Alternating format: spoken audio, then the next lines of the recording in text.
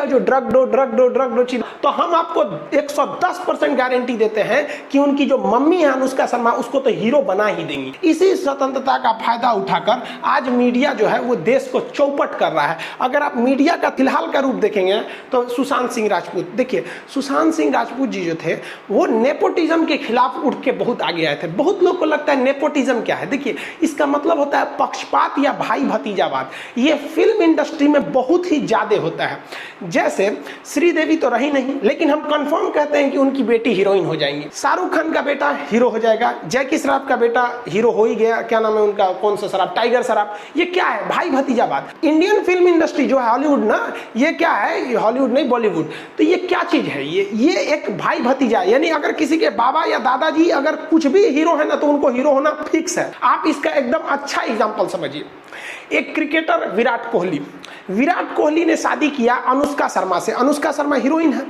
अब इनसे जो लड़का पैदा होगा, मान लीजिए कि वो बेटा पैदा हुआ सपोज, अब वो बेटा चाहेगा कि हम पिता की तरह क्रिकेटर बने तो कंफर्म नहीं है बन पाएगा, क्योंकि अगर उसमें योग्यता है तभी वो भारतीय क्रिकेटर इंडस्ट्रीज में आ पाएगा। लेकिन अगर वो क्रिकेटर नहीं बन पाया ना तो हम आपको 110% गारंटी देते हैं कि उनकी जो मम्मी है अनुष्का शर्मा उसको तो हीरो बना ही देंगी। ये होता है नेपोटिज्म, यानी अगर आपका बॉलीवुड में पहुंच है तो आप हीरो बनना फिक्स है, नहीं तो लात जूता खाते रहिए। ऐसे नेपोटिज्म के खिलाफ हमारे सुशांत सिंह राजपूत बढ़ चढ़ के हिस्सा लिए और एक मुकाम तक पहुंचे। भगवान उनकी आत्मा को शांति दे, सीबीआई जल्दी से जांच करे, जो गुनहगार हैं उन्हें कड़ी से कड़ी सजा दे। लेकिन मीडिया क्या कर रहा है, एक सुशांत सिंह राजपूत के लाश पर राजनीति हो रही है। और हम सुशांत सिंह राजपूत को भी कहते हैं ना कि भैया हम आपको गारंटी कहते हैं, अगर बिहार में चुनाव नहीं होता ना तो लोग आपको, ये जो नेता लोग आपके रहनुमा बन रहे हैं ना वो नहीं बनते। आप याद कीजिए जब आप केदारनाथ मूवी लाए थे, लोग आपको गालियां दे रहे थे कि लव जिहाद को बढ़ावा दे रहा है। यही व्यक्ति है ना कि हम गालियां दिए थे। आप उठा के केदारनाथ की जब मूवी आई थी तो नेट पे सर्च करिए, लोग इन्हें गालियां दे रहे थे। लेकिन अब क्या है, चुनाव है तो सब चीज कर दोगे, वो अलग मैटर है। इसमें कूद गई ई बहन जी, कंगना रनौत, इनके साथ भी गलत हुआ।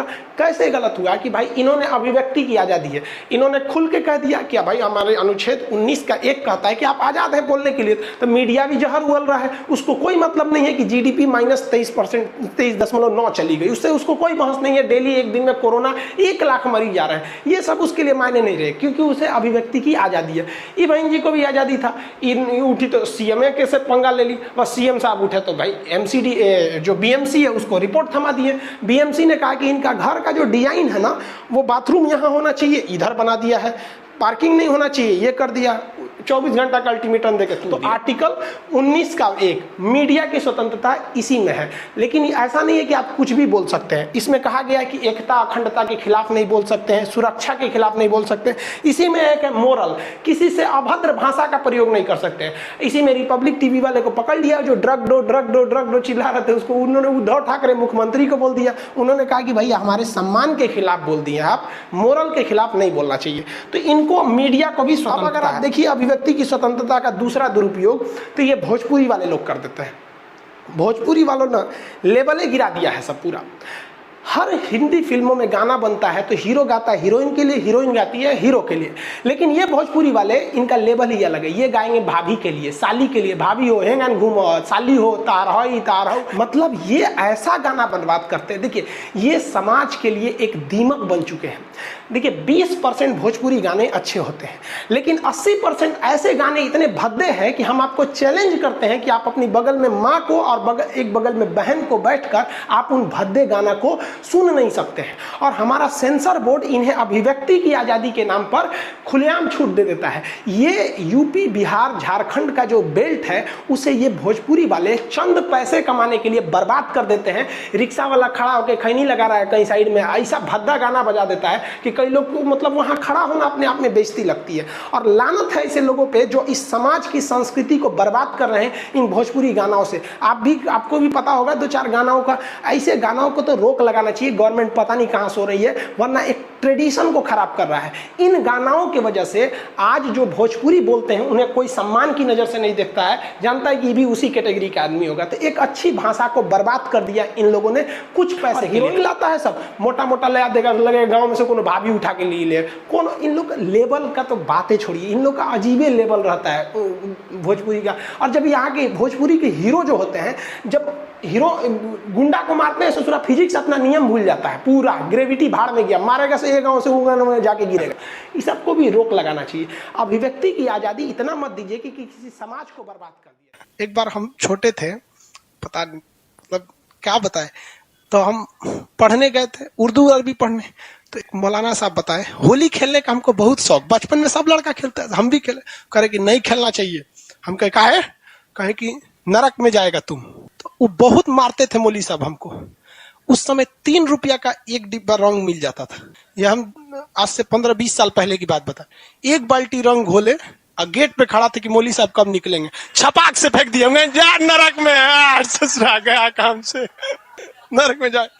वो आज भी हमको देख के घुस जाते हैं। भाई हम बहुत पीटते थे, हमारी दिली इच्छा थी इतना पीटने वाला मास्टर, बात बात पे पीट पीट के लाल कर देते थे। और हमको आज भी एक तरह का समझ में कि दिमाग में ये सब मात्रा हमसे गलती हो जाता है। कक्षा 5 का भी लड़का लिख देता है मात्रा ठीक ठाक, हमसे गलती हो जाता है, मतलब पता नहीं क्या हो जाता है सोच रहा।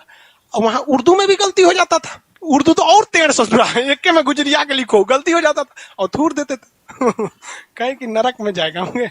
अब आप बोलिए कि आप भी नरक में जाएंगे ना, तब ना बोलेंगे।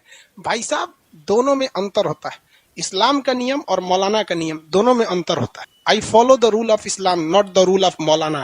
अरे भाई साहब हमको क्या दिक्कत हो जाएगा, ऐसा कोई चीज में थोड़ी हो जाएगा, हो गया सबको। तो उसने क्या कहा था अशोक ने कि सारे धर्मों को मिला के समन्वय रखिए। आप यदि किसी को गाली देंगे ना, आप किसी को गाली देंगे तो दूसरे से आप सम्मान की इज्जत मत रखिए।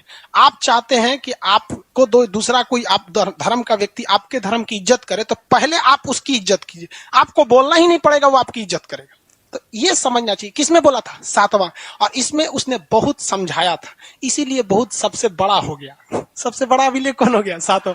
भाई धार्मिक चीज जल्दी समझ में नहीं आता है, बहुते गरियाबो करता है सब, मने मन कई को मुस्लिम होगा तो अंदर से गरिया रहा होगा सबको, क्या फर्क पड़ता है गरिया के, कुछ हो जाएगा हमको नहीं हो सकता। यहाँ पे बहुत बड़ा इनसे इफेक्ट नहीं होता, इनको मतलब समझे में नहीं आता, होगा ही सब, मने मन बोलता होगा सर, काफिर हो गया है। गर्मी लग रहा है जी आप लोग को? किसको किसको लग रहा है? बर्दाश्त करिए आप लोग, जिसको जिसको लग रहा है गर्मी अभी बर्दाश्त कीजिए, कोई उपाय नहीं है। अरे लड़की सब का पंखा इसलिए चल रहा है ना कि इन लोग धाए दे बेहोश हो जाएगी जो बंद करेंगे। तो भाई एक काम करो, पंखा या तो इसका व्यवस्था किया, सारा पंखा चले, नहीं तो ये भी बंद करा दी, ठीक है, व्यवस्था हो जाएगा। अशोक ने खुद कलिंग में जाकर एक अभिलेख लिखवाया है, कलिंग अभिलेख। 14 में बोला है कि देख भैया हमने बहुत कुछ और भी किया है और बहुत कुछ लिखने के आदेश भी दिए हैं, जो इन 13 शिलालेख में जो ऊपर लिखे गए हैं शायद नहीं लिखा पाया है या इसमें कहीं मिस्टेक हो गया है। तो इसके लिए वो जो पत्थर पे खोद के लिख रहा था ना, वो जिम्मेदार है, हमारा गलती नहीं है। तो हमसे भी स्पेलिंग मिस्टेक हो जाता है ना, तो कलम जिम्मेदार है, हम नहीं। समझ आ गया कि नहीं आ गया? देखिए जब कभी आप राजा के पद पर या किसी बड़े पद पर आ जाते हैं तो फिर आपको अपनी भाषा, आपको हर चीज को दूसरे के हिसाब से बोलना पड़ता है, न कि मतलब अपने व्यक्तिगत। जैसे अभी आप कुछ भी बोल देंगे चलेगा, लेकिन अभी क्या नरेंद्र मोदी कुछ भी बोल देंगे चलेगा? नहीं चल सकता है। अभी हम क्या है, छोटे से शिक्षक है, लड़कियों को कुछ बोल देते हैं, लेकिन बात के चलिए अगर हम कोई रिप्रेजेंटेटिव हो जाए तो ऐसा नहीं बोलेंगे। लड़की भी समझती है सब कि हम सीरियसली नहीं बोलते हैं, ये सब भी भुला जाती है। सब याद रहता है आप लोग को?